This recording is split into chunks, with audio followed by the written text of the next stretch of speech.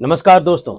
इस वीडियो को आखिरी तक एक एक शब्द को देखिए, आपकी आंखें खुल जाएंगी। देश हित में संविधान में बताई गई समानता के अधिकार को लेकर पूरी संवैधानिक अधिकार के साथ कानून के दायरे में रहकर कानूनी प्रावधानों के तहत देश की राजनीति की दशा और दिशा बदलने, देश के कानूनों को बदलने के लिए क्रांति की मशालें जल उठेंगी, आप मान लीजिए।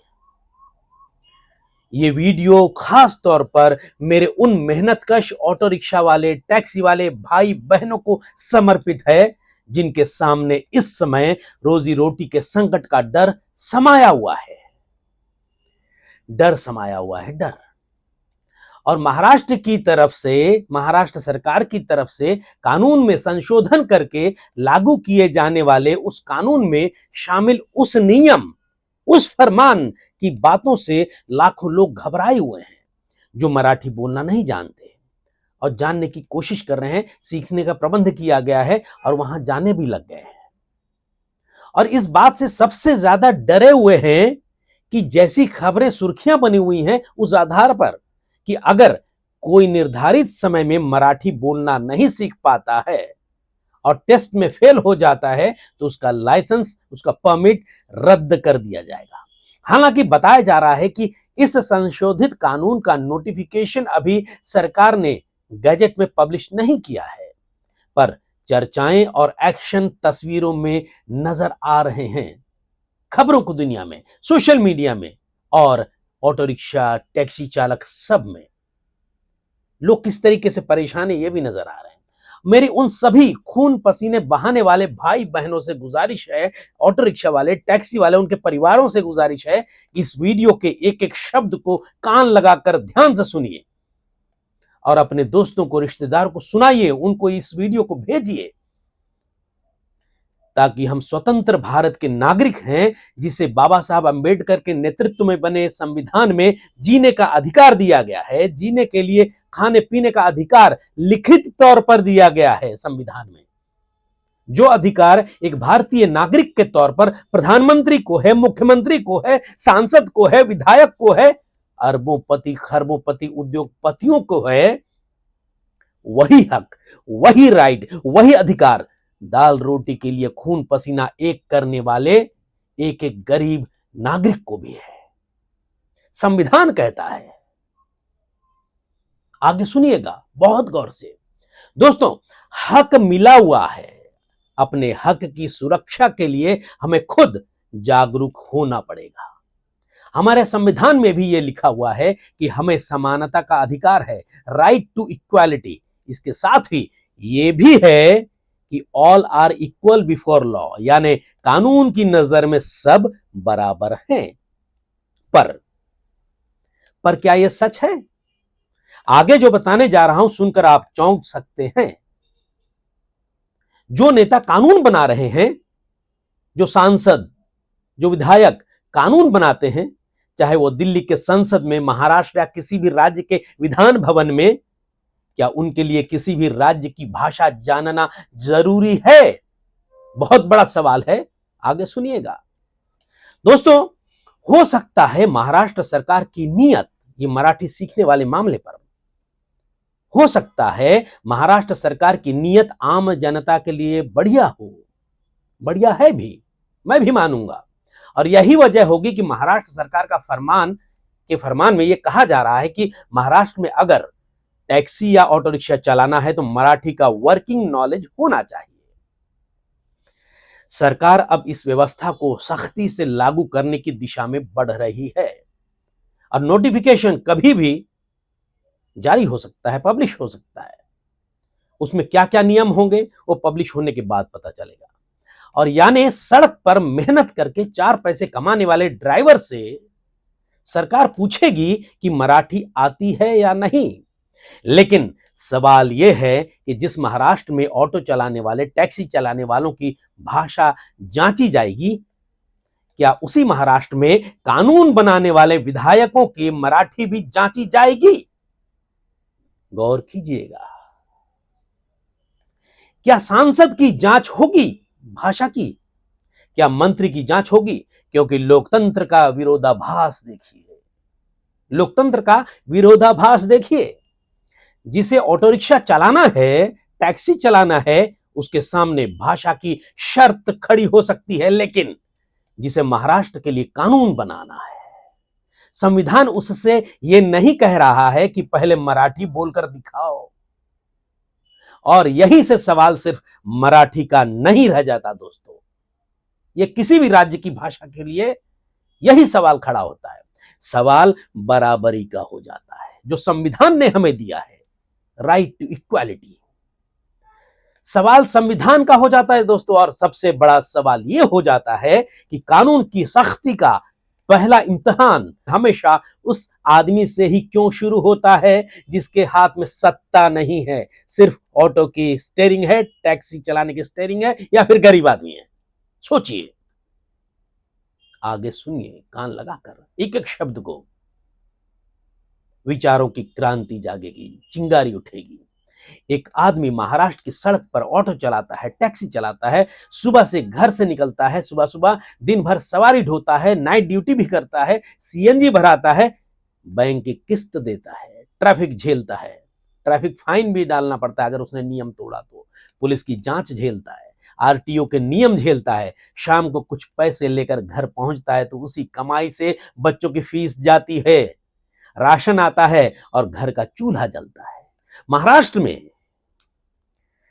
महाराष्ट्र में ऑटो टैक्सी का कारोबार जितना बड़ा है, इसे सरकारी आंकड़ों में समझिए। जो मेरे ऑनलाइन रिसर्च में जो बातें सामने आई है वो मैं रख रहा हूं, हालांकि आंकड़े थोड़े ऊपर नीचे हो सकते हैं।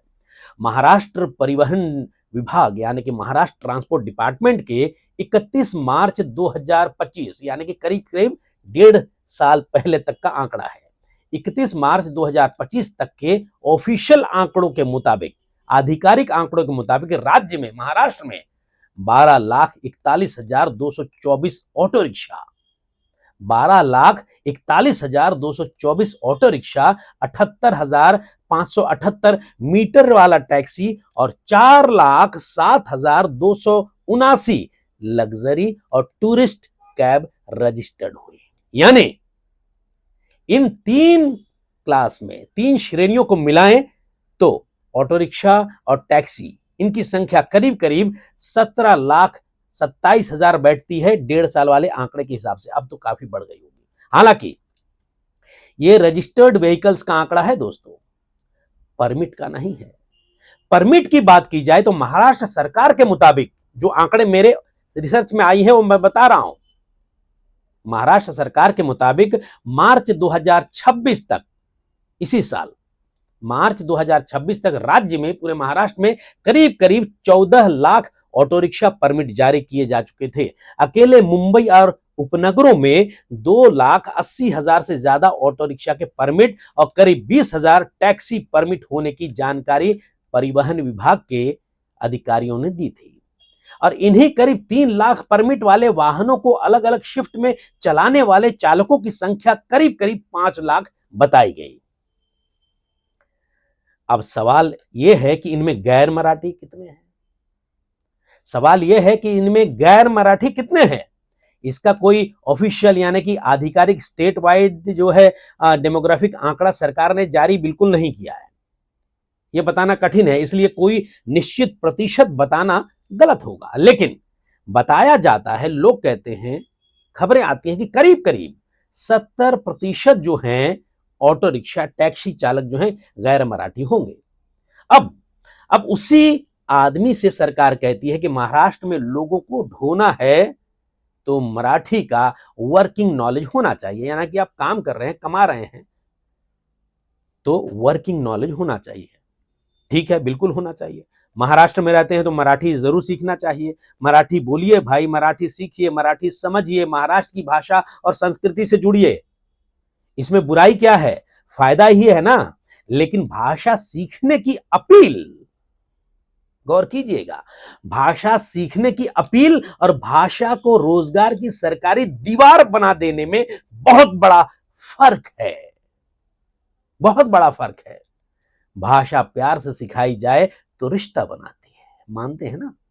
भाषा प्यार से सिखाई जाए तो रिश्ता बनाती है, वही भाषा अगर लाइसेंस और रोजी रोटी के बीच खड़ी हो जाए दीवार बनकर तो सवाल पैदा करती है। मानेंगे या नहीं, आप कमेंट बॉक्स में जरूर देखिएगा, लिखिएगा।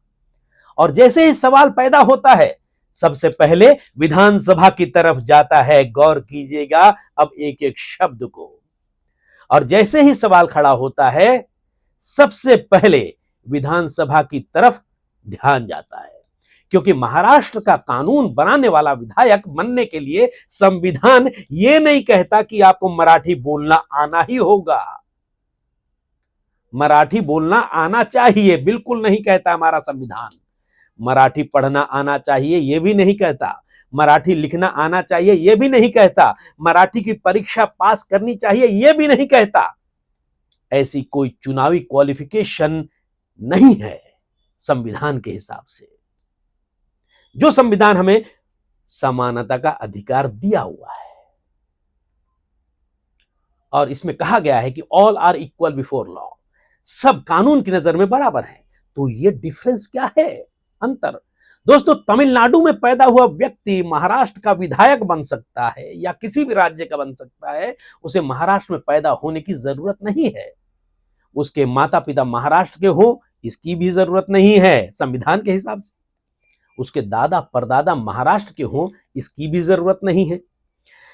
सामान्य विधानसभा सीट के मामले में, सामान्य, गौर कीजिएगा, सामान्य विधानसभा सीट के मामले में representation of the people act, इस कानून के तहत जरूरी यह है कि वो महाराष्ट्र की किसी भी विधानसभा कॉन्स्टिट्यूएंसी का इलेक्टर यानी मतदाता हो, वोटर होना चाहिए, और बाकी कानूनी पात्रताएं पूरी करता हो, क्वालिफिकेशन, और विधानसभा के लिए कम से कम 25 वर्ष की उम्र होनी चाहिए, भारतीय नागरिक तो होना ही चाहिए, है ना। और कानून के तहत अयोग्य नहीं होना चाहिए। लेकिन मराठी की परीक्षा, हुआ ना सवाल खड़ा, लेकिन मराठी की परीक्षा बिल्कुल नहीं। यानी कानून बनाने वाले से मराठी का पेपर नहीं, लेकिन कानून के नीचे रोजी रोटी कमाने वाले ड्राइवर से, taxi driver, auto rickshaw driver, इनसे भाषा का हिसाब। और एक फरमान की खबर यह आती है कि अगर निर्धारित अवधि में, निर्धारित समय सीमा में मराठी का टेस्ट पास नहीं किया और यह वायोलेशन हुआ फिर से, तो फिर परमिट रद्द किया जा सकता है, लाइसेंस कैंसिल किया जा सकता है। ऐसी खबरें आई हुई हैं।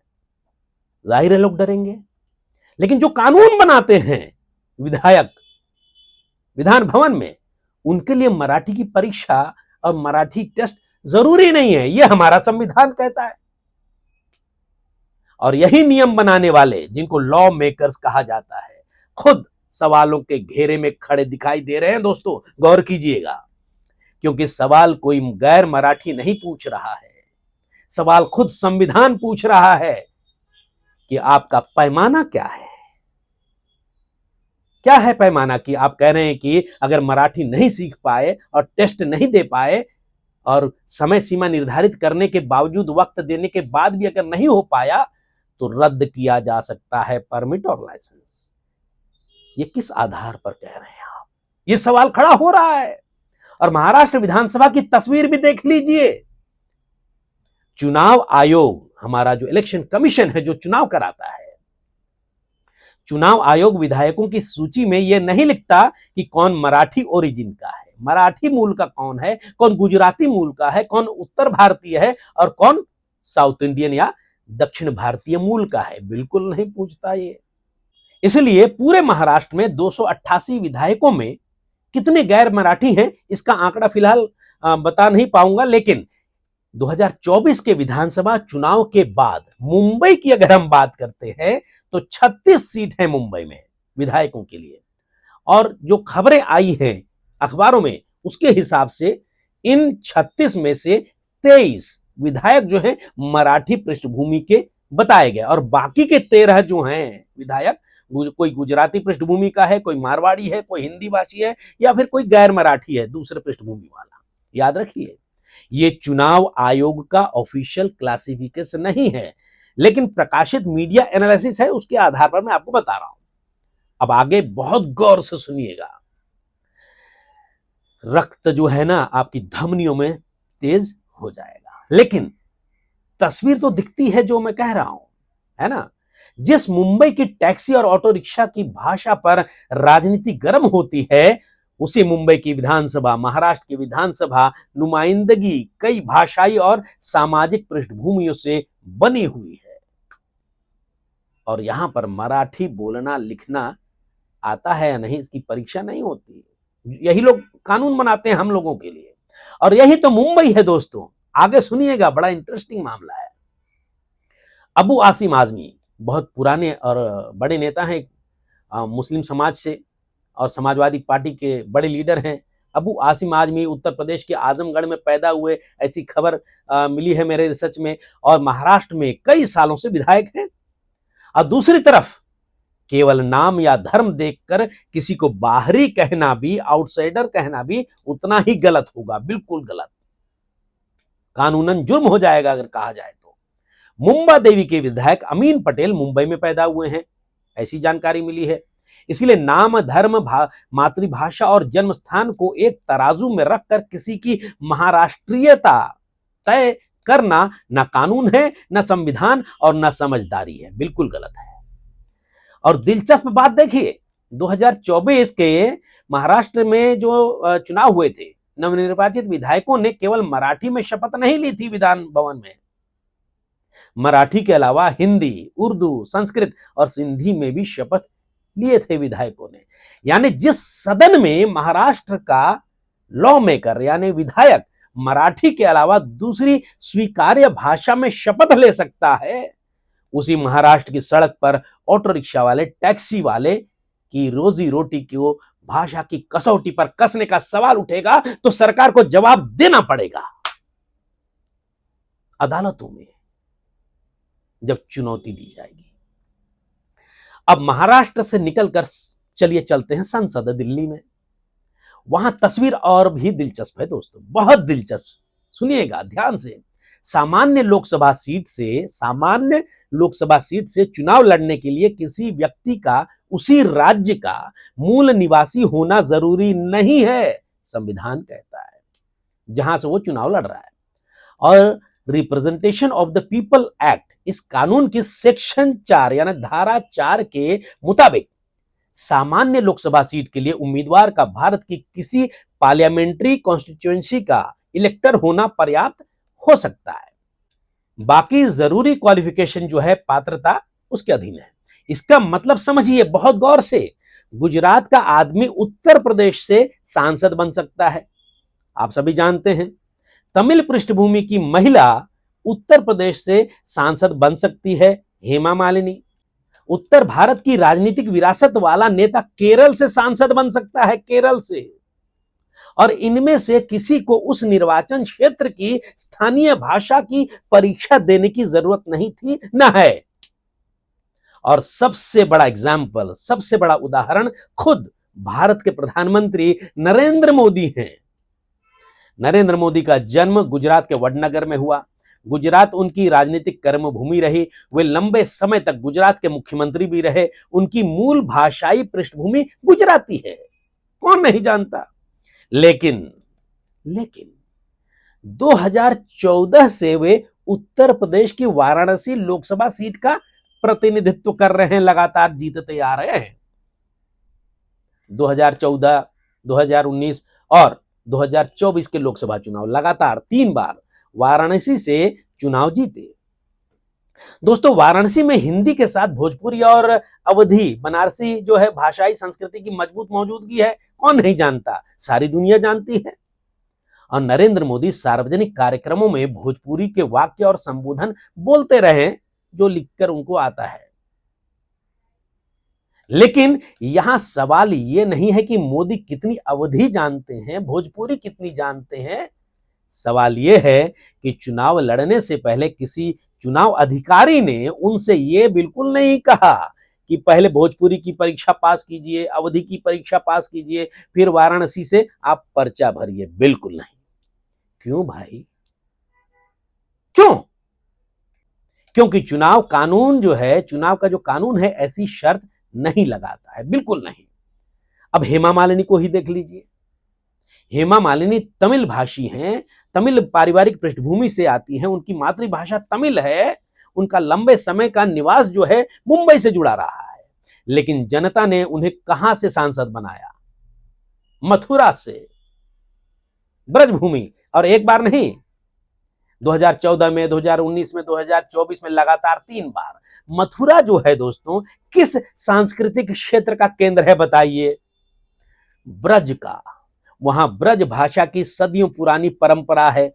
लेकिन क्या हेमा मालिनी को मथुरा से चुनाव लड़ने से पहले ब्रज भाषा का पेपर देना पड़ा? किसने टेस्ट लिया था? क्या चुनाव आयोग ने कहा कि पहले ब्रज में 5 मिनट बोलकर दिखाइए, लिखकर दिखाइए? क्या सर्टिफिकेट मांगा गया कि स्थानीय बोली धारा प्रवाह आती है या नहीं? वर्किंग के लिए जरूरी है यहां के लोकलों के साथ में? बिल्कुल नहीं कहा गया। और यही लोकतंत्र की खूबसूरती है दोस्तों। मथुरा का मतदाता, मथुरा का वोटर जो है, चाहे तो तमिल पारिवारिक पृष्ठभूमि की हेमा मालिनी को चुने, वाराणसी का मतदाता चाहे गुजरात के नरेंद्र मोदी को चुने, वायनाड का मतदाता, केरल का वायनाड, उसका मतदाता चाहे तो प्रियंका गांधी वाड्रा को चुन ले। फैसला जनता करती है, जन्मस्थान नहीं, हमारा संविधान कहता है। प्रियंका गांधी वाड्रा इसका नया उदाहरण है। बिल्कुल, वे 2024 के उपचुनाव में केरल के वायनाड से लोकसभा पहुंची। उनको मलयाली आती है क्या? उनसे यह नहीं कहा गया कि पहले मलयालम प्रोफिशिएंसी जो है टेस्ट पास कीजिए, परीक्षा दीजिए, मलयालम जानते हैं कि नहीं, लिखना पढ़ना। यहां के लोगों के साथ में रहकर कैसे काम करेंगे आप जब भाषा ही नहीं जानेंगे? बिल्कुल नहीं कहा गया। राहुल गांधी भी वायनाड से चुनाव जो है जीते थे, लोकसभा चुनाव।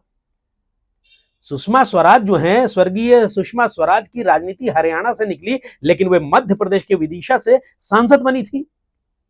जॉर्ज फर्नांडिस, मुंबई कभी नहीं भूलेगा उनको, याद भी रखना चाहिए उनका योगदान।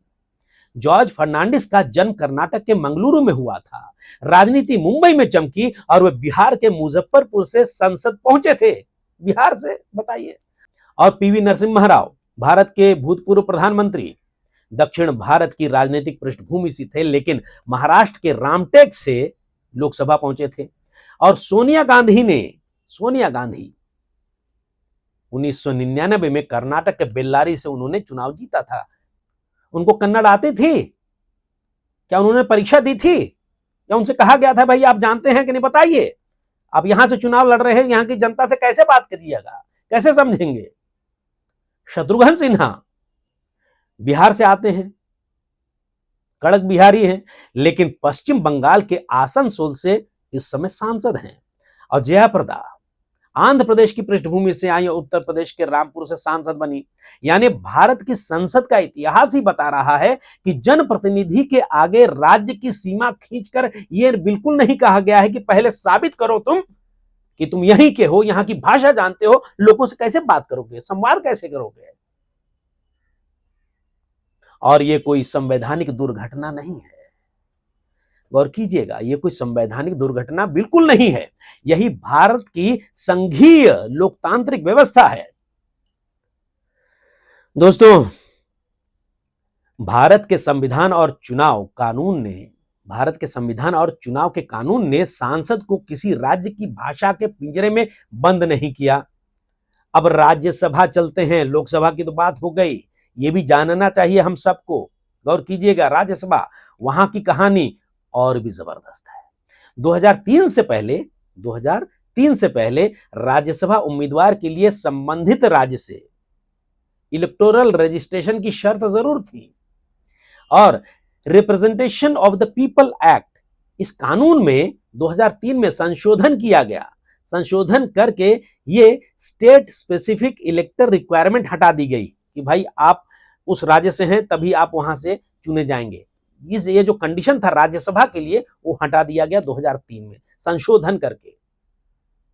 और मामला सुप्रीम कोर्ट पहुंचा, वो जो संशोधन वाला कानून, और प्रसिद्ध पत्रकार कुलदीप नैयर ने इसे चुनौती दी थी। कुलदीप नैयर बहुत नामी पत्रकार थे, और 2006 में सुप्रीम कोर्ट ने कुलदीप नैयर बनाम यूनियन ऑफ इंडिया मामले में इस बदलाव को बरकरार रखा। यानी आज किसी नेता को राज्यसभा भेजने के लिए यह जरूरी नहीं है कि वो उसी राज्य का मूल निवासी हो। आगे बहुत इंटरेस्टिंग जानकारियां हैं, गौर से सुनिएगा, ताकि आप अगर कोई चुनौती तो जवाब दे सके आप, और सामने वाला हक्का बक्का रह जाए। अब वर्तमान राजनीति का उदाहरण देखिए दोस्तों, निर्मला सीतारमण केंद्रीय मंत्री, उनकी पृष्ठभूमि तमिलनाडु से जुड़ी हुई है, लेकिन वे राज्यसभा में कर्नाटक का प्रतिनिधित्व करती हैं। और एस जयशंकर हमारे विदेश मंत्री, देश के, भारत के इस समय के, उनका जन्म जो है दिल्ली में हुआ। वे तमिल परिवार से आते हैं, लेकिन राज्यसभा कहां से पहुंचे? गुजरात से। उनको भी गुजराती आती है क्या? उनसे लिया गया परीक्षा? जेपी नड्डा की लंबी राजनीतिक पहचान हिमाचल प्रदेश से रही है, लेकिन वे राज्यसभा में गुजरात से। एल मुरुगन तमिलनाडु से आते हैं, लेकिन राज्यसभा मध्य प्रदेश से है। के लक्ष्मण तेलंगाना की राजनीति से आते हैं दोस्तों, लेकिन राज्यसभा उत्तर प्रदेश से पहुंचे वो। और हरदीप सिंह पुरी जो हैं भारतीय विदेश सेवा के पूर्व अधिकारी, इंडियन फॉरेन सर्विसेज के पूर्व अधिकारी और लंबे समय तक डिप्लोमेट रहे, लेकिन राज्यसभा में उत्तर प्रदेश का प्रतिनिधित्व करते हैं सरदार जी हमारे।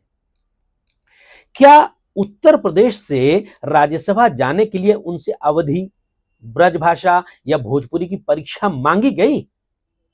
बिल्कुल नहीं, बिल्कुल नहीं, क्योंकि राज्यसभा की पात्रता यानी क्वालिफिकेशन में ऐसी कोई स्थानीय भाषा की परीक्षा है ही नहीं। यह है हमारे देश का संविधान और कानून। अब कांग्रेस की तरफ देखिए, सोनिया गांधी की दशकों की लोकसभा की राजनीति उत्तर प्रदेश के अमेठी और रायबरेली से जुड़ी रही, आप जानते हैं, लेकिन अब वे राज्यसभा कहां से हैं? राजस्थान से हैं। रणदीप सिंह सुरजेवाला हरियाणा की राजनीति का बहुत बड़ा नाम है, लेकिन राज्यसभा राजस्थान से पहुंचे। और मुकुल वासनिक, जो मेरे रिसर्च में बातें आई हैं उसके हिसाब से मुकुल वासनिक महाराष्ट्र की राजनीति से आते हैं, लेकिन राज्यसभा राजस्थान से हैं, पहुंचे वहां। और प्रमोद तिवारी उत्तर प्रदेश के नेता हैं, लेकिन राज्यसभा राजस्थान से पहुंचे। अजय माकन की राजनीति दिल्ली की रही है, लेकिन राज्यसभा कर्नाटक से है। कन्नड़ आती नहीं होगी उनको, मुझे ऐसा लगता है। और अभिषेक मनु सिंह भी बहुत नामी वकील हैं सुप्रीम कोर्ट के। अभिषेक मनु सिंह भी अब तेलंगाना से राज्यसभा पहुंचे हैं। उनको तेलुगु आती है क्या? क्या उनसे परीक्षा लिवाई गई? पी चिदंबरम तमिलनाडु के बहुत बड़े नेता हैं और पूर्व केंद्रीय मंत्री हैं, लेकिन राज्यसभा महाराष्ट्र से पहुंचे हैं। वो मराठी जानते हैं क्या? पूछिएगा। मराठी की परीक्षा दी थी उन्होंने, यहां से तो गए। और इमरान प्रतापगढ़ी उत्तर प्रदेश की पृष्ठभूमि से है, लेकिन राज्यसभा गए महाराष्ट्र से। और जया बच्चन, उनका जन्म जो है मध्य प्रदेश में हुआ, जिंदगी का बहुत बड़ा हिस्सा महाराष्ट्र में बीता, और वे राज्यसभा उत्तर प्रदेश का प्रतिनिधित्व करती रही है। तो दोस्तों, अब जरा कल्पना कीजिए कि यही पैमाना संसद पर रख दिया जाए। महाराष्ट्र से राज्यसभा जाना है तो पहले मराठी का सर्टिफिकेट लाइए भैया। कर्नाटक से जाना है तो कन्नड़ का टेस्ट देना पड़ेगा। गुजरात से जाना है तो गुजराती में प्रोफिशिएंसी साबित कीजिए कि आप गुजराती जानते हैं, बात करेंगे। भाई, वहां का प्रतिनिधित्व कर रहे हैं तो वहां की भाषा आना चाहिए। सवाल उठ रहा है ना। उत्तर प्रदेश से जाना है तो आपको बताइए, अवधी आती है, ब्रज या फिर भोजपुरी में कितनी पकड़ है आपकी? और तब ऐसे में भारतीय संसद की मौजूदा तस्वीर क्या होगी? सोचिए क्या होगी। लेकिन चुनाव का जो कानून है ऐसी दीवार नहीं बनाता है, क्योंकि लोकतंत्र में जनता की नुमाइंदगी की पात्रता यानी क्वालिफिकेशन मातृभाषा से तय नहीं होती, तो फिर सवाल बड़ा सीधा है। तो ऐसे में सवाल बहुत सीधा है। अगर भारत की संसद को चलाने वाला सांसद और दूसरे राज्य से आ सकता है, अगर राज्यसभा में महाराष्ट्र का प्रतिनिधित्व ऐसा नेता कर सकता है जिसकी राजनीतिक जड़ें महाराष्ट्र में बिल्कुल नहीं हो, अगर मथुरा के सांसद मथुरा की सांसद तमिल पारिवारिक पृष्ठभूमि से हो सकती हैं, अगर वाराणसी का सांसद गुजराती भाषाई पृष्ठभूमि से हो सकता है, अगर वायनाड के सांसद उत्तर भारत की राजनीतिक विरासत से हो सकती है, तो टैक्सी, ऑटो रिक्शा, टैक्सी की स्टीयरिंग, ऑटो रिक्शा, ये इनको पकड़ने वाले आम आदमी, गरीब आदमी की रोजी रोटी को उसकी भाषा से इतनी कठोरता से क्यों तौला जाए? क्यों तौला जाए? लॉ मेकर्स यानी कि विधायक और सांसद जो कानून बनाते हैं, उनके लिए तो है ही नहीं भाषा वाला मामला, परीक्षा दो, जानना ही होगा। तो गरीबों के लिए इतनी कठोरता क्यों? ध्यान रखिए, सवाल मराठी सीखने के खिलाफ बिल्कुल नहीं है। मराठी सीखिए, सीखना चाहिए, जरूर सीखिए। महाराष्ट्र में रहते हैं तो मराठी सीखने से आपका रिश्ता महाराष्ट्र से मजबूत होगा। मराठी साहित्य पढ़िए, मराठी संस्कृति समझिए। मराठी बोलने वाले यात्री से मराठी में बात कर सके तो उससे बेहतर क्या होगा? लेकिन भाषा प्रेम और भाषा का सरकारी डंडा दो अलग चीजें हैं दोस्तों, गौर कीजिएगा। लेकिन भाषा प्रेम और भाषा का सरकारी डंडा दो अलग अलग चीजें हैं। भाषा प्यार से सिखाई जाए तो इंसान को जोड़ती है। भाषा को रोजगार की शर्त बनाकर डर पैदा किया जाए तो वही भाषा राजनीतिक विवाद में फंस जाती है, जो इस समय फंसती नजर आ रही है। और अगर सरकार का सिद्धांत सही में, सचमुच में यह है कि महाराष्ट्र में सार्वजनिक सेवा देने वाले व्यक्ति को मराठी आनी चाहिए क्योंकि उसे महाराष्ट्र की जनता से संवाद करना है, तो सवाल सरकार से भी पूछा जाना चाहिए, पूछा जाएगा। हो सकता है मामला अदालत में जाए, हाई कोर्ट या सुप्रीम कोर्ट में। तब सवाल यह किया जा सकता है कि जनता से सबसे बड़ा संवाद किसका है?